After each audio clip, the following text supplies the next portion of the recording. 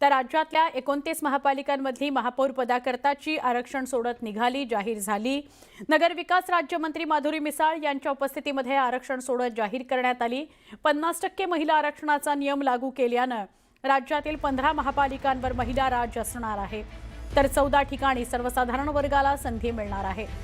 महिलांना असलेल्या 50% आरक्षणानुसार 4 महापालिकांमध्ये ओबीसी महिला आणि 9 महापालिकांमध्ये खुल्या प्रवर्गातील महिलांकरता आरक्षण लागू असल्यानं या ठिकाणी महिला महापौर होणार आहे। मुंबई, नवी मुंबई आणि पुण्यामध्ये महिला महापौर असणार आहे।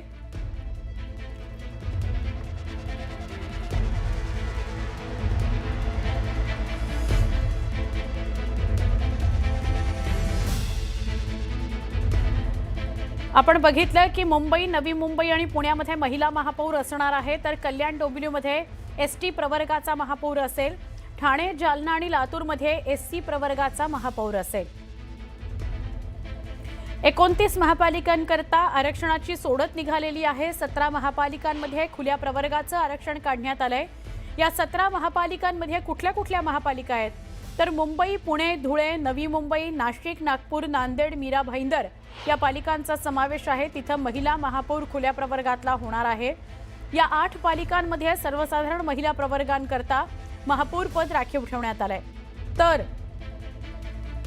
अमरावती, छत्रपती संभाजीनगर, परभणी, मालेगाव, वसई, विरार, सांगली, सोलापूरमध्ये सर्वसाधारण प्रवर्गातील पुरुष महापौर होणार आहे।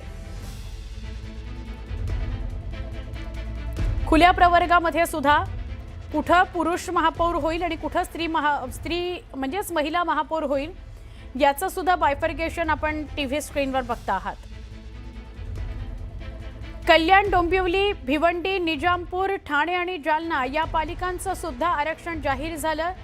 जालना आणि लातूरचं महापौर पद अनुसूचित जाती महिलांकरता राखीव ठेवण्यात आलेलं आहे, तर ठाणे, कल्याण, डोंबिवलीचं महापौर पद अनुसूचित जमातीकरता राखीव ठेवण्यात आलेलं आहे। महिला किंवा पुरुष कोणीही महापौर होऊ शकतात।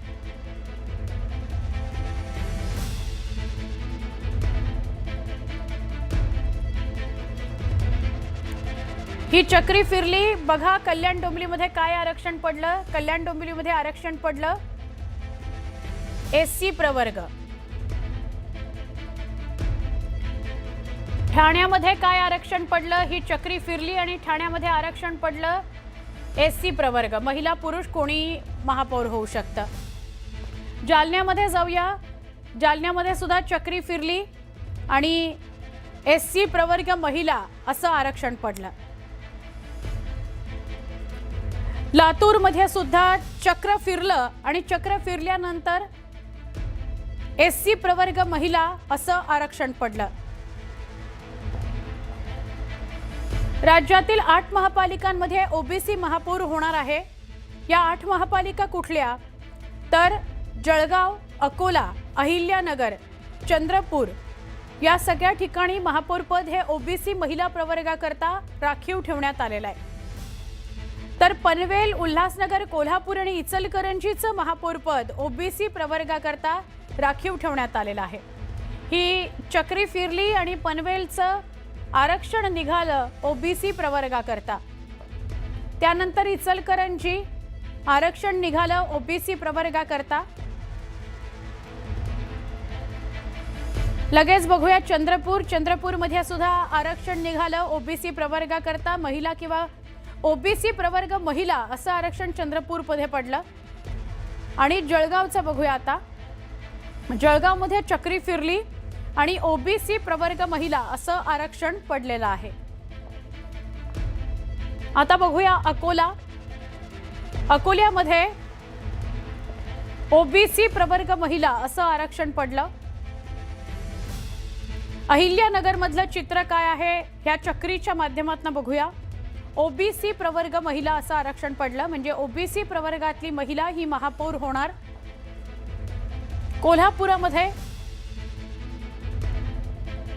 चक्र फिरल्यानंतर ओबीसी प्रवर्गातला महापौर होणार। स्त्री किंवा पुरुष कोणीही चालेल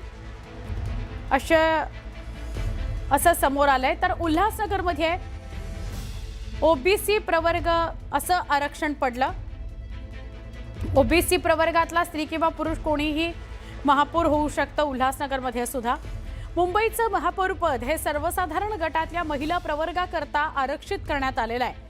भाजपकडून महापौरपदाचे दावेदार कोण आहेत यावर एक नजर टाकूया. तुम्हाला छायाचित्रासकट आम्ही कोण दावेदार आहेत मुंबईतल्या महापौरपदाचे ते दाखवतोय. योगिता कोळी, प्रीती साटम, अलका केरकर आणि राजश्री शिरवाडकर हे भाजपकडून महापौरपदासाठीचे दावेदार आहेत. आमच्या प्रतिनिधी प्रणाली यांच्याशी बोलूया. प्रणाली, छायाचित्रासकट आपण दावेदार दाखवतोय. मुंबईच्या महिला कोण असणार आहेत? योगिता कोळी, प्रीती साटम, अलका केरकर, राजश्री शिरवाडकर. काय अधिक सांगशील? खरं तर या चारही महिला अशा आहेत की ज्या भाजपच्या जुन्या म्हणजे मी जसं म्हटलं की मूळ पक्षातल्या या सगळ्या महिला आहेत आणि त्यामुळं त्यांना या ठिकाणी जास्त संधी मिळण्याची शक्यता वर्तवली जाते आहे. सुरुवात मी अलका केरकरांपासून करते, कारण यांच्या या जर आपण चौघीजणी बघितलं तर या चौघींमध्ये सगळ्यात जास्त वयाच्या त्या आहेत. मुंबई महानगरपालिकेचा त्यांना अनुभव आहे आणि सगळ्यात महत्त्वाचं म्हणजे की ज्या वेळेला भाजपची परिस्थिती ही फारशी चांगली नव्हती राजकीय दृष्ट्या मुंबई महापालिकेमध्ये, त्याही वेळेला त्या नगरसेविका म्हणून निवडून आलेल्या आहेत. शिवसेना जो जुना एक संघ असलेली शिवसेना होती त्याच्याबरोबर कामकाज करण्याचा त्यांना अनुभव आहे. राजश्री शिरवाडकर यांच्याबद्दल सांगायचं झालं तर ही त्यांची तिसरी टर्म आहे. राजश्री शिरवाडकर या अलका केरकर यांच्याच प्रमाणे संघ परिवाराशी संबंधित आहेत, उच्च शिक्षित आहेत, त्याचबरोबर त्यांना कलेची आवड आहे. याच्यापूर्वी वेगवेगळ्या समित्यांमधून त्यांनी कामकाज बघितलेलं आहे. मुंबई महानगरपालिकेचा त्यांना चांगला अनुभव आहे. सगळ्यात महत्वाचं सायन कोळीवाडा ज्या परिसरातून त्या येतात त्या ठिकाणी प्रचंड मोठ्या प्रमाणावर पाणी भरत होतं. आपण जो हा संपूर्ण माटुंगाचा परिसर आहे या परिसरात मोठ्या प्रमाणावर पाणी भरत होतं. तिथे त्यांनी भूमिगत टाक्या बनवून घेतल्या आणि तो प्रकल्प त्यांनी राबवला. त्यामुळे आत्ताच्या घडीला त्या ठिकाणी पाणी साचत नाही. ही एक चांगली गोष्ट राजश्री शिरवाडकर यांनी त्यांच्या कारकिर्दीमध्ये करून घेतलेली आहे. तिसरी व्यक्ती आहे प्रीती साटम. प्रीती साटम सुद्धा जुन्या नगरसेविका आहेत, त्यांना चांगला अनुभव आहे आणि तरुण नेतृत्व या दृष्टीने सुद्धा त्यांच्याकडे बघितलं जातं. त्यामुळे प्रीती साटम यांचं सुद्धा नाव या ठिकाणी चर्चेमध्ये आहे. योगिता कोळी नावाप्रमाणेच त्या कोळी भगिनी असल्यामुळे मूळ मुंबईकर यांचं प्रतिनिधित्व करणाऱ्या त्या आहेत आणि रणरागिणी म्हटल्या जातात. त्या खरं तर हिंदू रणरागिणी अशी एक त्यांची एक इमेज आहे आणि त्यामुळं त्यांचं नाव सुद्धा या ठिकाणी चर्चेमध्ये असल्याचं आपल्याला बघायला मिळत आहे. या चारही ज्या महिला आहेत, खरं तर आणखी काही चेहरे आहेत. जसं मी मगाशी सांगितलं, रितू तावडे एक नाव आपल्याला घेता येईल, त्यांना त्या शिक्षण समिती अध्यक्ष राहिल्या, त्यांचा सुद्धा यामध्ये एक चर्चा त्यांच्या नावाची सुद्धा होऊ शकते. परंतु हे होत असताना जसा हा जो क्रायटेरिया आपण आतापर्यंत बघितला की मूळ पक्षातला असावा, कामकाजाचा अनुभव असावा, प्रसार माध्यमांशी बोलण्याची खुबी असावी, सगळ्या पद्धतीच्या कठीण परिस्थितीमध्ये पक्षाला पुढे घेऊन जात असताना मुंबईचा विकास साधायचा, या सगळ्या गोष्टींबरोबर एक शेवटचा फक्त मी मुद्दा मांडते की या सगळ्यांबरोबरच पक्षाअंतर्गत जे वेगवेगळे गट आहे या गटांमध्ये कोणकोणत्या गटाचं आहे याला सुद्धा प्राधान्य दिलं जाणार आहे. त्यामुळे या 4-5 जणींपैकी नेमके कोणाचा नंबर लागतो हे बघणं अत्यंत औत्सुक्याचं ठरणार आहे. अगदी बरोबर. धन्यवाद प्रणाली, आपण सविस्तर माहिती दिली त्याबद्दल. लगेच